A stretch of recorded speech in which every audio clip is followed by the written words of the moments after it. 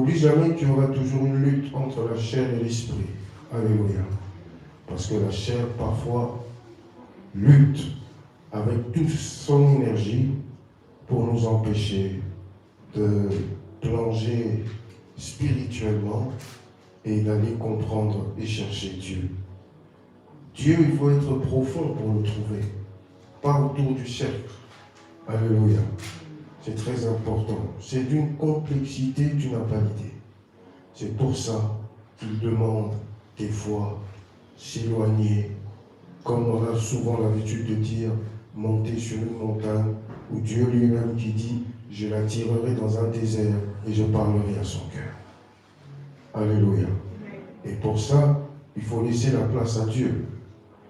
C'est important, il faut lui laisser la place. Et la meilleure manière, c'est un moment de se priver de tout et de chercher la face de Dieu. De ne pas laisser la chair dominer, prendre le dessus.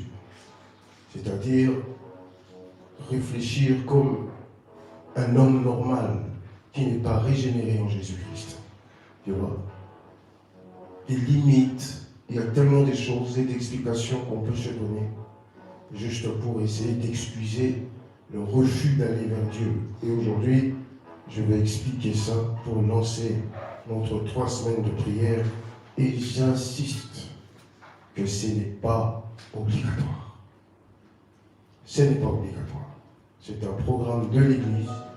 Moi, je vais donner le point de vue de Dieu et c'est à chaque personne de décider si ça m'intéresse ou je préfère manger parce que manger, c'est plus important pour moi.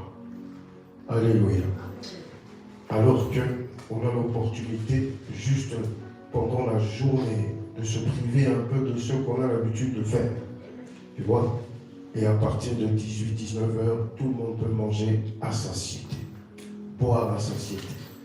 Mais juste quelques heures, on reste un peu concentré pour comprendre la direction. Ta parole est une lampe à mes pieds qui éclaire mes sentiers. Et à l'heure qu'il est, avec tous les enseignements qu'on a reçus en 2023, je vous ai expliqué, tout le monde sait, c'est un secret de polichinelle, c'est-à-dire tout le monde est au courant de ça. On est entouré, on vit dans un monde où il y a tellement de réalités spirituelles qu'un homme charnel ne peut pas avancer plus que ce qui a été, je dirais, prévu. Voyez. La meilleure manière de survivre dans tout ça, c'est prier, jeûner et se concentrer sur ce que Dieu a mis devant toi. C'est important. Alors, Nombre, chapitre 14. Le peuple fut dans une grande désolation, n'est-ce pas? Je veux que tu soulignes ça. Et là, le peuple fut dans une grande désolation. Parce que, pourquoi? Parce que la vision du peuple et la vision de Dieu ne coïncidaient pas. Alléluia. Ne coïncidaient pas. Ils avaient autre chose dans la tête, ils avaient autre chose dans l'esprit. Et ce que Dieu révélait, et ce que Dieu exhortait, c'est quelque chose qui ne passait pas. Amen. Ça ne passait pas. Ça ne me plaît pas, ça ne coïncide pas avec mes attentes. C'est pour ça que j'ai parlé de la chair qui combat l'esprit. Alléluia. C'est une lutte perpétuelle où la chair veut absolument remporter cette lutte, ce combat et nous imposer ses limites. Ses limites, je dis bien.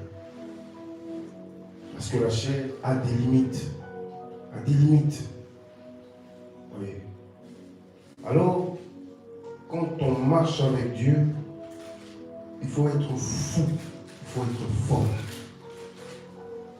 Parce que on sert un Dieu qui n'a pas de limite, qui est sans limite.